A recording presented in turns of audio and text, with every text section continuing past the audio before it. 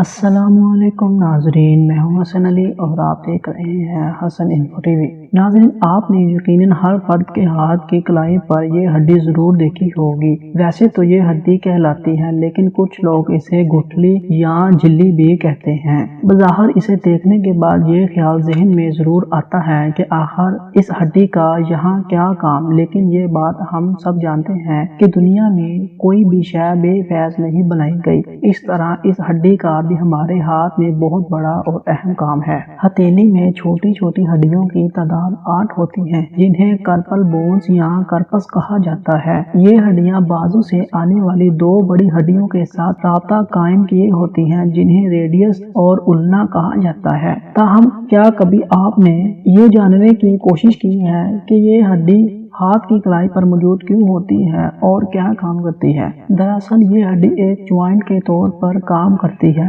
اس کی وجہ سے ہاتھ ہلایا جا سکتا ہے۔ آپ کا ہاتھ 360 ڈگری کے اینگل سے اس ہڈی کی ہی وجہ سے گھوم سکتا ہے۔ بازو سے ہتھیلی اس ہڈی کے تحت جڑی ہوتی ہے، جو کہ ہمارے ہاتھ کو حرکت کرنے میں مدد دیتی ہے۔